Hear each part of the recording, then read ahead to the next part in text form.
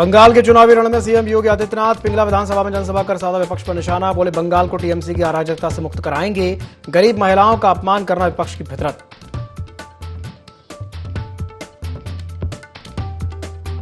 महिला आरक्षण पर सियासी घमासान, विपक्ष को घेरने की बीजेपी की तैयारी। योगी सरकार बुलाएगी 30 अप्रैल को विधानसभा का विशेष सत्र।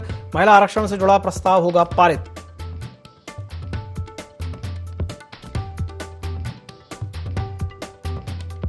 महिला आरक्षण बिल पर सियासी पारा हाई, कांग्रेस का बीजेपी पर पलटवार। सिर्फ राजनीतिक बयानबाजी कर रही केंद्र सरकार, महिलाओं को किया जा रहा गुमराह।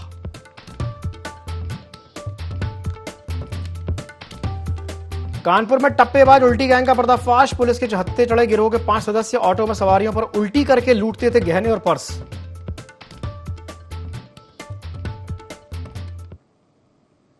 नमस्कार, ID24 में आप सभी का स्वागत है। मैं हूं आपके साथ दिव्यांशु जोशी। तो मुख्यमंत्री योगी आदित्यनाथ पश्चिम बंगाल में चुनावी प्रचार में जुटे हैं और इस दौरान सीएम योगी ने पिंगला विधानसभा में जनसभा करके विपक्ष पर जमकर निशाना साधा। उन्होंने कहा कि गरीबों, युवाओं और महिलाओं का अपमान करना विपक्ष की फितरत सी बन गई है। सीएम योगी ने आरोप लगाया कि कांग्रेस और टीएमसी ने अपने शासनकाल में अनुसूचित जाति और जनजाति के लिए गंभीरता से काम नहीं किया। उन्होंने कहा कि संसद में आधी आबादी का अपमान हुआ है और साथ ही ये भी कहा कि टीएमसी की अराजकता से बंगाल को मुक्त कराया जाएगा। कांग्रेस, वामदल और टीएमसी ने मिलकर बंगाल को नुकसान पहुंचाया है। साथ ही उन्होंने दावा किया कि अब बंगाल का युवा कश्मीर में भी जमीन खरीद सकता है।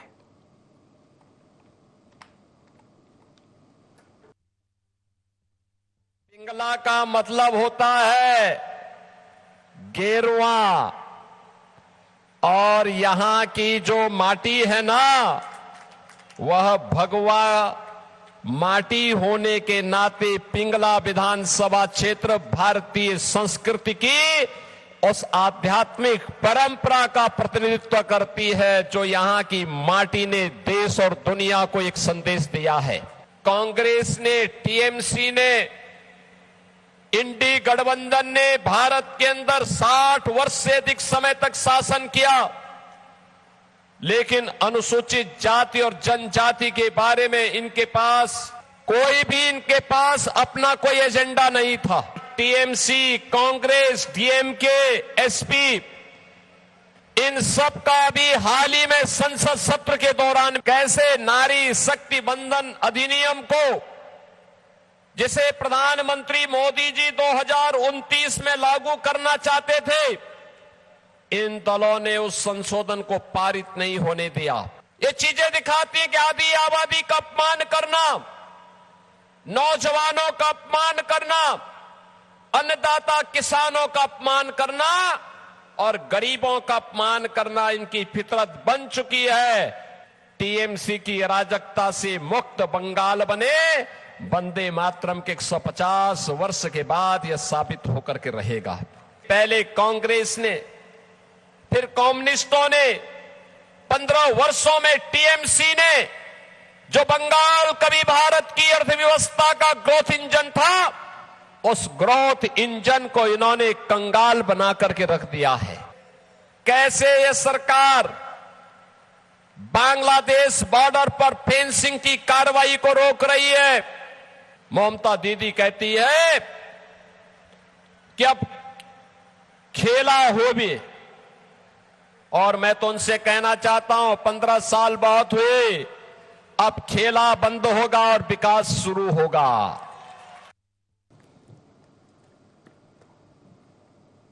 महिला आरक्षण से जुड़े मुद्दे पर जारी सियासी घमासान के बीच उत्तर प्रदेश सरकार ने 30 अप्रैल को विधानमंडल का 1 दिवसीय विशेष सत्र बुलाने का फैसला लिया है। यह सत्र महिला आरक्षण से जुड़े प्रस्ताव को लेकर के आयोजित किया जाएगा।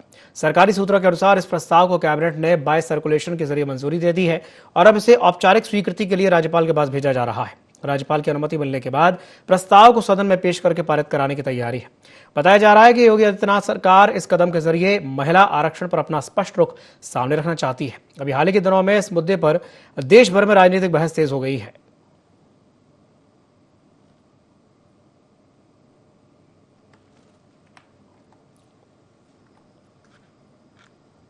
लखनऊ में कांग्रेस प्रदेश अध्यक्ष अजय राय ने प्रेस कॉन्फ्रेंस में पीएम मोदी और बीजेपी पर तीखा हमला बोला। उन्होंने आरोप लगाया कि महिला बिल को लेकर के सरकार सिर्फ राजनीतिक बयानबाजी कर रही है और महिलाओं को गुमराह किया जा रहा है। अजय राय ने कहा कि कांग्रेस ने हमेशा महिलाओं के सम्मान और सशक्तिकरण के लिए काम किया, जबकि बीजेपी इस मुद्दे का इस्तेमाल कर रही है। उन्होंने नारी न्याय योजना का जिक्र करते हुए कहा कि कांग्रेस महिलाओं के अधिकारों को लेकर के गंभीर है। इस दौरान उन्होंने पीएम के निजी जीवन से जुड़े मुद्दे भी उठाए और महिला सम्मान पर सवाल खड़े किए, जिससे सियासी माहौल और गर्मा गया। नारी आरक्षण की बात करने वाले लोग ये झूठे और बेईमान लोग हैं। अब एक बात और कहना चाहूंगा, ये सीधा सीधा नारी का अपमान ये मोदी जी के ऊपर मैं कह रहा हूं। मोदी जी जो बड़ी बड़ी बात कर रहे हैं, अपनी मां का अंतिम दर्शन नहीं करने दिया धर्मपत्नी को, और धर्मपत्नी को कभी पत्नी का स्थान नहीं दिया। पूरी भाजपा आरएसएस आप देख लीजिए, एक भी महिला विंग है आरएसएस के अंदर, कोई एक भी संघ के लोग हैं जो रोज मोहन भागवत कहते हैं कि 4 बच्चे पैदा करो, 5 बच्चे पैदा करो। भाई संघ में कहा आरएसएस में किसकी, जरा एक आदमी का नाम बता दो जिसने शादी किया हो। ये तो कहते हैं अपने माँ बाप को छोड़ के आते हैं और कहते हैं बड़ी बड़ी बात बोलते हैं और कहीं महिलाओं के सम्मान की बात करते हैं। घर में महिलाओं को तो आपके साथ है नहीं। एक आदमी बता दो आरएसएस के कोई प्रचारक है। ये पूरी तरीके से दोहरा चरित्र और दोगला चरित्र। खबर कानपुर से, जहां टप्पेबाज उल्टी गैंग का पर्दाफाश हो गया है। पुलिस ने गैंग के 5 सदस्यों को गिरफ्तार कर लिया। आरोपी ऑटो में सवारियों के साथ टप्पेबाजी करते थे। आरोपी ऑटो में बैठी सवारी पर उल्टी करके ध्यान भटकाते थे और सवारियों के गहने और पर्स चोरी कर लेते थे। बर्रा के दामोदर नगर में एक महिला को शिकार बनाया गया था। गैंग के सदस्यों पर पूरे प्रदेश के कई जिलों में अलग अलग मामले दर्ज हैं।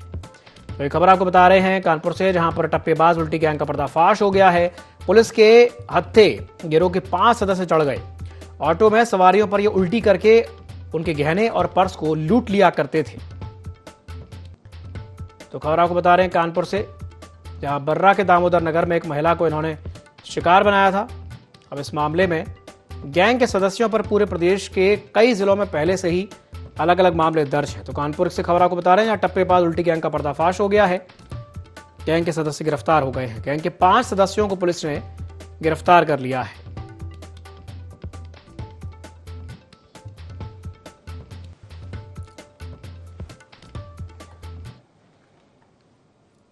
खबर गोरखपुर से है, जहां झंगहा थाना क्षेत्र में एक युवक ने फांसी लगा ली। पुलिस ने शव कब्जे में लेकर के पोस्टमार्टम के लिए भेजा है।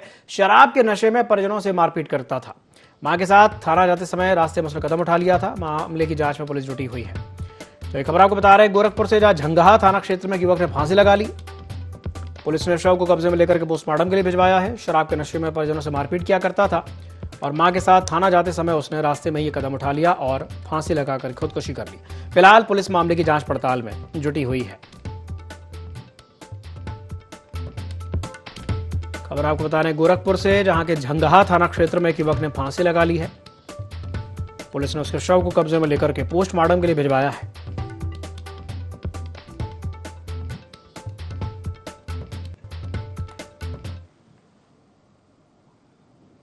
खबर गोरखपुर से, जहां अक्षय तृतीया के पावन पर्व पर एशप्रा जेम्स एंड ज्वेल्स के सभी शोरूम्स पर ग्राहकों में उत्साह देखने को मिला।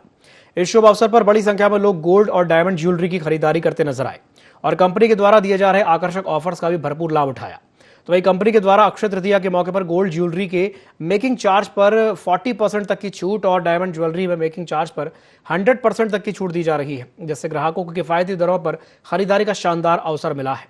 तो वहीं एसबीआई क्रेडिट कार्ड से भुगतान करने वाले ग्राहकों को 60,000 या उससे ज्यादा की खरीदारी पर 6,000 तक का इंस्टेंट डिस्काउंट भी मिल रहा है, जिससे उनकी कुल खरीद और भी लाभदायक बन रही है।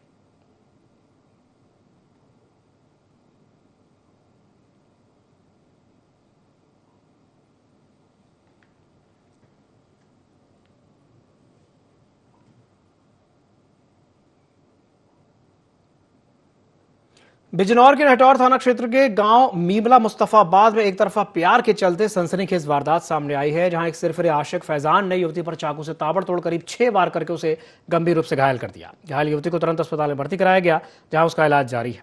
इस घटना के बाद आरोपी ने मामला भटकाने के लिए पीड़िता के होने वाले पति पर झूठा आरोप लगाने की कोशिश की। हालांकि पुलिस जांच में सच्चाई सामने आई और शादी तोड़वाने की साजिश का खुलासा हुआ। पुलिस ने आरोपी युवक को हिरासत में लेकर के पूछताछ शुरू कर दी है और मामले की जांच जारी है।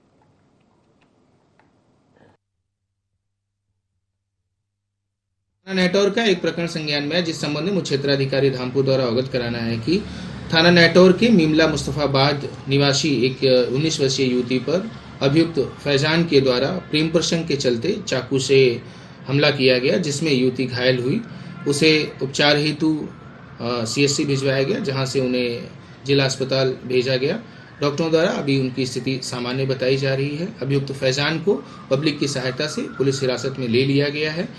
तथा पीड़िता के परिजनों द्वारा दी गई तहरीर के आधार पर थाना नेटौर पर अंतर्गत धारा 109 व अन्य में अभियोग पंजीकृत कर लिया गया है व प्रकरण में गंभीरता से कार्रवाई करते हुए अन्य आवश्यक विधिक कार्रवाई अमल में लाई। अक्षय तृतीया के अवसर पर ओबरा तहसील क्षेत्र के सिंदुरिया गांव में भगवान परशुराम की जयंती श्रद्धा और उत्साह के साथ मनाई गई। ब्राह्मण समाज के तत्वाधान में शिव मंदिर प्रांगण में कार्यक्रम आयोजित हुआ, जिसकी शुरुआत भगवान परशुराम की प्रतिमा के पूजन, गंगा जल अभिषेक और वैदिक मंत्रोच्चार के साथ हवन से हुई। श्रद्धालुओं का तिलक, चंदन और अंगवस्त्र से स्वागत करके माल्यार्पण किया गया। इसके बाद भव्य आरती में बड़ी संख्या में लोग शामिल हुए और प्रसाद वितरण किया गया। कार्यक्रम में उदय नारायण पांडे, विद्याशंकर पांडे और विशाल पांडे ने भगवान परशुराम के जीवन, धर्म, साहस और न्याय के संदेश पर प्रकाश डाला। अंत में समाज की एकता और संगठन को मजबूत करने का संकल्प लिया गया। आज अक्षय तृतीया के पावन अवसर पर सिंदुरिया और उसके आसपास चौपन, महलपुर, गोठानी, ऐसे सभी आसपास के लोगों, सर्व समाज ने, ब्राह्मण समाज ने जामदग्नेय पुत्र भगवान परशुराम, नारायण के 6वें अवतार भगवान परशुराम का जन्मोत्सव, अवतरण दिवस धूमधाम और हर्षोल्लास से मनाया। और आज इस अवतरण दिवस को मनाने के पीछे भगवान के धर्म, न्याय, प्रियता और समरसता के संदेश को आत्मसात करना, ऐसे यहाँ सभी एकत्रित आए लोगों ने उनके विचारों को आत्मसात का निर्णय लिया, उस पर विचार किया। आज अवतरण दिवस यहाँ धूमधाम से मनाया। खबर भदोही के बनकट छनौरा गांव से है, जहां पर अपने ही घर में एक युवक ने चोरी की वारदात को अंजाम दे डाला। आरोपी युवक ने अपने भतीजे के साथ मिलकर चोरी की योजना बनाई और चोरी की वारदात को अंजाम दिया। पुलिस ने मामले में केस दर्ज करके दोनों आरोपियों चाचा भतीजे को गिरफ्तार कर लिया है। प्रभारी निरीक्षक की राय के अनुसार चाचा शराब पीने का आदी था। आमदनी का कोई स्रोत न होने की वजह से उसने अपने भतीजे के साथ मिलकर अपने ही घर में चोरी की वारदात को अंजाम दिया। जब घर के ज्यादातर सदस्य शादी में गए थे, तब भदोही में चाचा और भतीजे ने अपने ही घर में चोरी कर ली।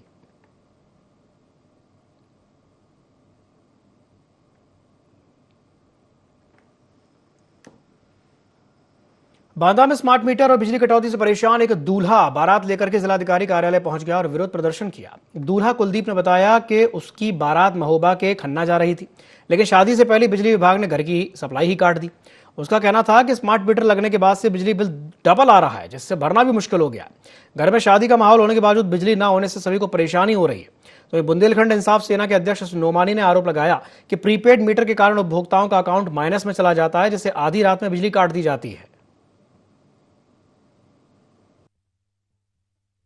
जी, बहुत ही शर्म की बात है कि जिस तरीके से आप देख रहे हैं कि स्मार्ट मीटर की वजह से हजारों का बिल आ रहा है।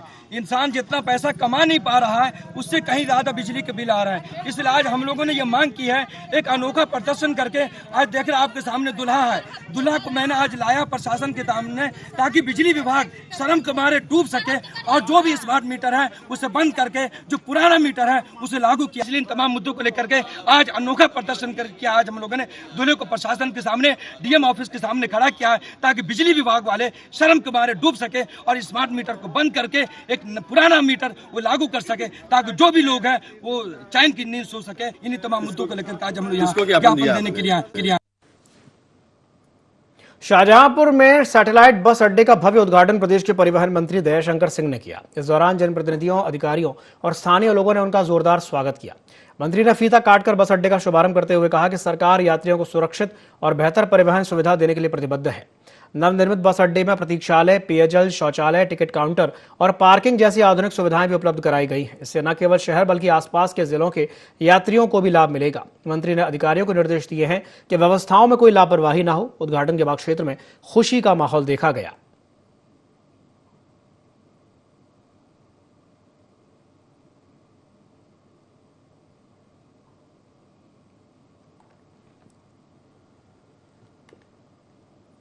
सोनभद्र में स्मार्ट मीटर के विरोध में किसान नौजवान मोर्चा ने जोरदार प्रदर्शन किया। कलेक्ट्रेट परिसर में आए संयोजक संदीप मिश्रा के नेतृत्व में कार्यकर्ताओं ने नारेबाजी करते हुए प्रशासन के खिलाफ आक्रोश जताया और मुख्यमंत्री के नाम एक ज्ञापन भी सौंपा।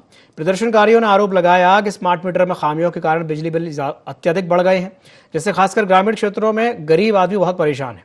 उन्होंने विजिलेंस टीम पर भ्रष्टाचार और सेटलमेंट के नाम पर वसूली के आरोप भी लगाए। मोर्चा ने पुराने मीटर बहाल करने की मांग दोहराई और चेतावनी दी है कि अगर एक सप्ताह में समस्या का समाधान नहीं हुआ तो और भी बड़ा आंदोलन किया जाएगा।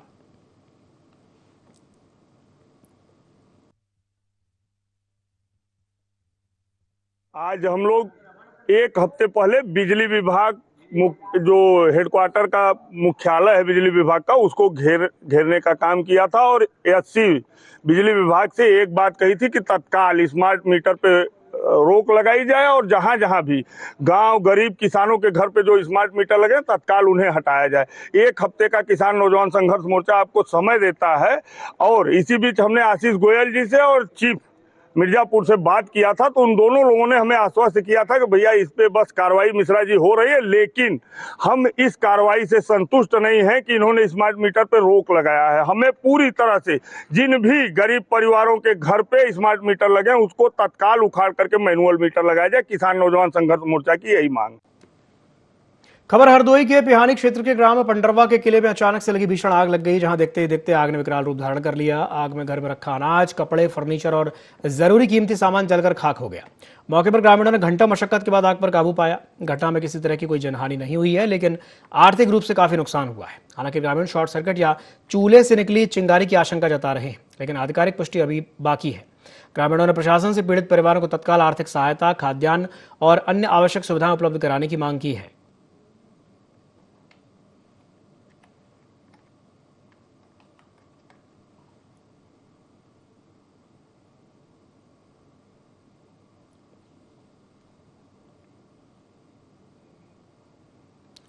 तो खबर आपको बता रहे हरदोई से, जहां पर आग लगने की वजह से कीमती सामान जो है जल करके खाक हो गया है। घंटों मशक्कत के बाद आग पर काबू पाया गया। किले में अचानक से आग लग गई। हालांकि इस मामले में किसी तरह की कोई जनहानि नहीं हुई है।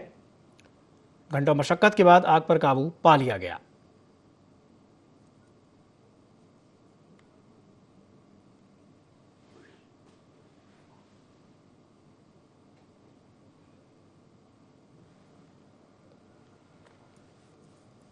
बड़ी खबर बिजनौर से है, जहां जेल से छूटे युवक ने 52 वर्षीय मुजफ्फर को गोली मार दी। घायल को परिजनों ने जिला अस्पताल में भर्ती कराया है। फिकरतपुर से घर लौटते समय इस वारदात को अंजाम दिया। पुराने विवाद को लेकर के दोनों पक्ष आमने सामने आ गए थे।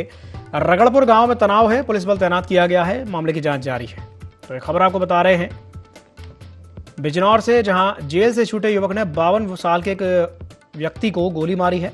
घायल को परिजनों ने जिला अस्पताल में भर्ती कराया गया है। किरतपुर से घर लौटते समय उसने इस वारदात को अंजाम दिया। पुराने विवाद को लेकर के दोनों पक्ष आमने सामने आ गए। रगड़पुर गांव में काफी तनाव फैल गया है। पुलिस बल भी वहां तैनात किया गया है। फिलहाल मामले की जांच पड़ताल जारी है।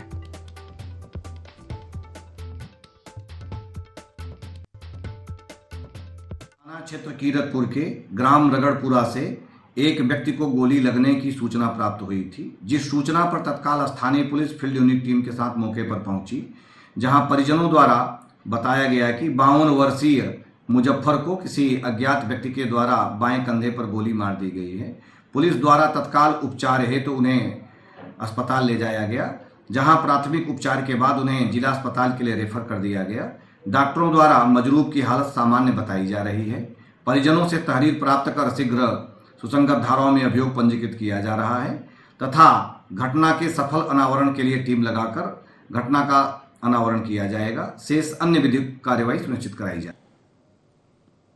खबर प्रतापगढ़ से है, जहां पर पुलिस लाइन में प्रशिक्षु आरक्षियों के लिए बड़ा खाना कार्यक्रम का भव्य आयोजन किया गया। यह कार्यक्रम महीनों के कठोर प्रशिक्षण के उपरांत देश सेवा हेतु तैयार हो रहे रिक्रूट आरक्षियों के उत्साहवर्धन के लिए विशेष रूप से आयोजित किया गया था। कार्यक्रम के दौरान समस्त राजपत्रित अधिकारियों और कर्मचारियों ने साथ में भोजन ग्रहण किया, जिससे आपसी समन्वय, अनुशासन और टीम की भावना और अधिक सुदृढ़ हुई है।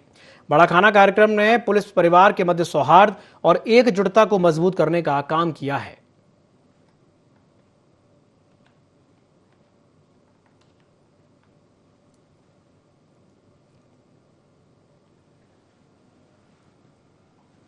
खबर लखनऊ से है, जहां मुख्यमंत्री योगी आदित्यनाथ ने जनता दर्शन कार्यक्रम आयोजित किया। कार्यक्रम 5 कालिदास मार्ग स्थित आवास पर जनता दर्शन कार्यक्रम हुआ, जहां पर सीएम योगी ने जनता की समस्याएं सुनी, लोगों की शिकायतें सुनकर के अधिकारियों को निर्देश दिए।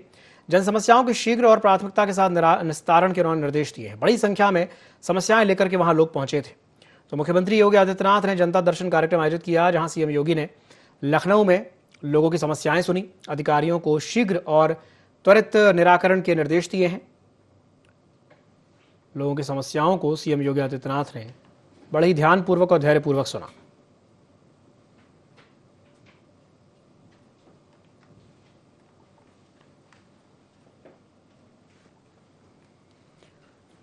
खबर रायबरेली से, जहां पुलिस और इनामी बदमाश की मुठभेड़ हो गई। 25,000 का इनामी बदमाश गिरफ्तार हो गया है। पुलिस की गोली से बदमाश राजू घायल हो गया। अवैध तमंचा, जिंदा कारतूस राजू से बरामद किया गया है। हरचंदपुर के हिलगी पुलिया के पास की यह घटना बताई जा रही है। तो खबर आपको बता रहे हैं यूपी के रायबरेली से, जहां पुलिस और इनामी बदमाश के बीच मुठभेड़ हो गई। 25,000 का इनामी बदमाश गिरफ्तार हुआ है। पुलिस की गोली से बदमाश राजू घायल हो गया। राजू से अवैध तमंचा, जिंदा कारतूस भी बरामद किया गया। हरचंदपुर के हिलेगी पुलिया के पास की यह घटना बताई जा रही है।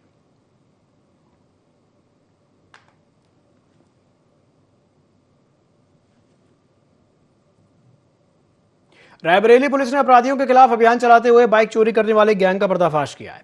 शहर ऊंचाहार कोतवाली पुलिस ने 4 आरोपियों को गिरफ्तार करके उनके पास से 5 मोटरसाइकिल बरामद किए। आरोपियों ने बताया कि भीड़भाड़ वाले इलाकों में रैकी करके बाइक चोरी करते थे और इंजन चेसिस नंबर बदल करके बेच देते थे। सभी आरोपियों को जेल भेज दिया गया है।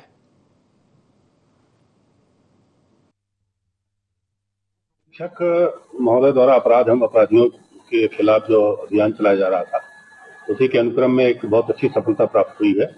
वाहन चोरों का एक गिरोह पकड़ा गया है। कुल 5 मोटरसाइकिलें बरामद हुई हैं और 4 अभियुक्त पकड़े गए हैं। इसमें 3 अभियुक्त अभी 2 दिन पूर्व जो है थाना ऊंचाहार पुलिस द्वारा पकड़े गए थे।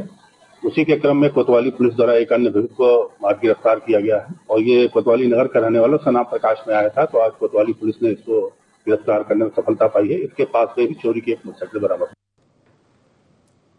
बांदा के कोतवाली नगर थाना पुलिस ने तत्परता दिखाते हुए चोरी की वारदात का खुलासा महज 6 घंटे में कर दिखाया। पुलिस ने एक आरोपी को गिरफ्तार करके उसके कब्जे से करीब 3 क्विंटल वजनी लोहे की तिजोरी बरामद की है।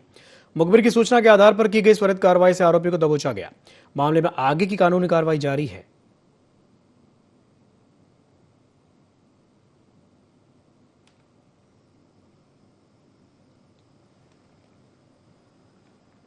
खबर गोरखपुर से है, जहां गोरखनाथ थाना क्षेत्र में हुई चोरी का पुलिस ने खुलासा करते हुए 5 आरोपियों को गिरफ्तार किया है।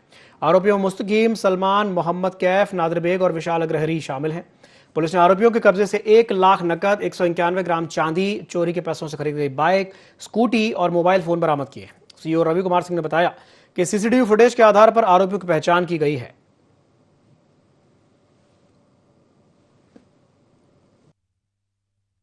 अज्ञात चोरों ने गहने वगैरह चोरी कर लिए हैं। इस संबंध में तत्कालीन अभियोग पंजीकृत किया गया था एवं 2 टीमें लगाई गई थी। इसमें एक टीम सर्विलांस सीसीटीवी पे काम कर रही थी और एक टीम मैनुअल पूछताछ पे काम कर रही थी। 5 अभियुक्त गिरफ्तार कर लिए गए हैं और इनके पास से 1 लाख नकदी और जो चांदी इन्होंने चोरी की थी उसमें से 190 ग्राम लगभग 200 ग्राम चांदी बरामद हुई है और चोरी के पैसे से इन्होंने एक नई पल्सर खरीदी थी करीब 1,60,000 रुपए की, उसे बरामद कर लिया गया है और चोरी में जो इन्होंने स्कूटी प्रयुक्त की थी उसे बरामद कर लिया गया है और इनके पास से 5 मोबाइल फोन भी बरामद। फिरोजाबाद में उप मुख्यमंत्री ब्रजेश पाठक ने जिला अस्पताल का निरीक्षण किया। इस दौरान डिप्टी सीएम ब्रजेश पाठक ने मरीजों और डॉक्टरों से बातचीत करके स्वास्थ्य सेवाओं का जायजा लिया और संसाधनों की कमी जल्द दूर करने के निर्देश दिए। साथ ही उन्होंने बेहतर स्वास्थ्य सुविधाएं उपलब्ध कराने की बात कही और राजनीतिक मुद्दों पर अपनी प्रतिक्रिया भी दी।